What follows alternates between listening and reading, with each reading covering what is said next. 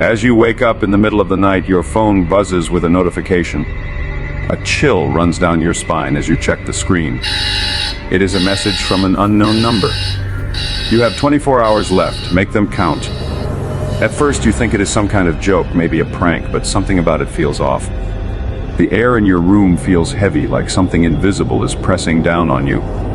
You try to shake it off, convincing yourself it is just your imagination, but the unease lingers. The clock on your wall is frozen at exactly 3. You stare at it confused, but dismiss it as a mechanical failure. Then you notice your reflection in the mirror moves a fraction of a second slower than you do. It's subtle, almost imperceptible, but it is there. The lights flicker, casting eerie shadows on the walls, and for the briefest moment, you see something standing in the corner of your room, something that should not be there. Your phone vibrates again, 23 hours left. You grab your phone, hands trembling as you try to call someone, anyone, but the call won't go through. The signal is strong, but every number you dial leads to static. Frustrated and unnerved, you try to track the number, but it does not exist. It is not registered anywhere. It should not even be able to send a message. Your heartbeat quickens as paranoia sets in. You ask your friends if they received anything like it, but they only laugh it off as some spam message. You want to believe them, but deep down you know something is very, very wrong. The hours pass and the world around you starts to feel different. The air feels thick, heavy, like you are breathing something other than oxygen. You see movement in the corners of your eyes, but when you turn, nothing is there. You hear whispers coming from the walls, voices saying your name, but no one else seems to hear them. You start feeling watched. No matter where you go, you feel unseen eyes following your every move. You try to tell yourself it is stress, exhaustion, a trick of the mind, but the feeling only intensified. 22 hours left. The lights in your home start behaving strangely, flickering at odd intervals. The TV turns on by itself, displaying static for a few seconds before switching to a news broadcast.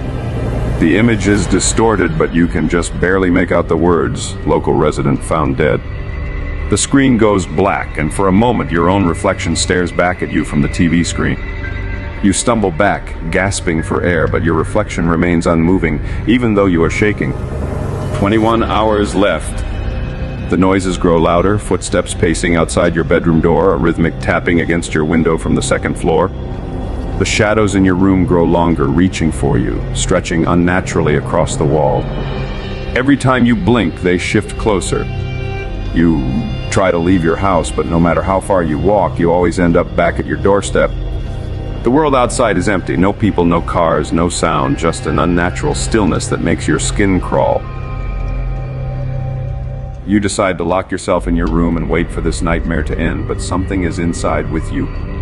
You feel it to feel it. You hear it breathing just behind you. Your phone vibrates again, 20 hours left.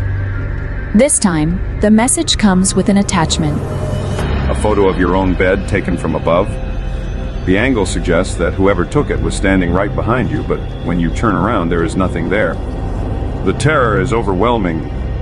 You run outside, desperate for help, but the streets are eerily empty. The sky is a dull, unnatural shade of gray, like a painting left unfinished.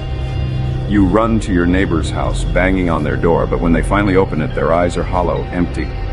Their lips move, but no sound comes out, and then they just close the door as if you were never there. 19 hours left. The hallucinations get worse. You see your own reflection walking away from you inside the mirror, a version of yourself that is not quite right, staring at you with an unsettling grin. You cover all the mirrors in your house, but you still feel like you are being watched. The whispers turn into voices, clearer this time, repeating your name over and over, growing louder with every second. The shadows move even when there is no light to cast them. They reach for you. They want you. 18 hours left. You try to fight it, telling yourself it is all in your head, but deep down you know this is real. You can feel it in your bones. Whatever is happening to you is not natural. Something is counting down to your end. The phone buzzes again, 17 hours left. A new message, time is running out. You do not belong here. You do not understand what it means, but the dread it brings is suffocating. The next few hours are a blur of terror. Doors open and close on their own. Objects move across the room without anyone touching them. You hear laughter coming from under your bed, slow, deep, guttural laughter that does not belong to anything human. You start losing your grip on reality. Colors seem off. Time moves too fast and too slow.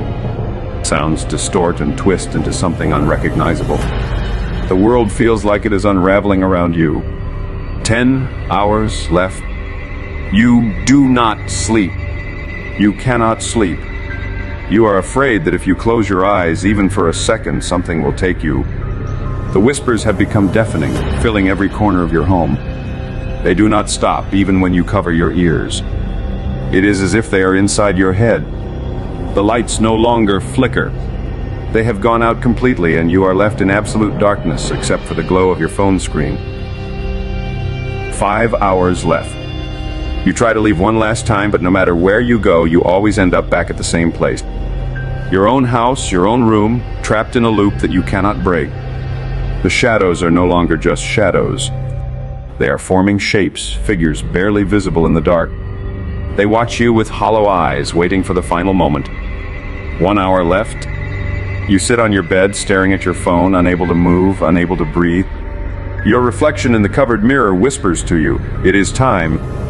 You do not want to turn around, but you feel something behind you, something so close you can feel its breath on your neck.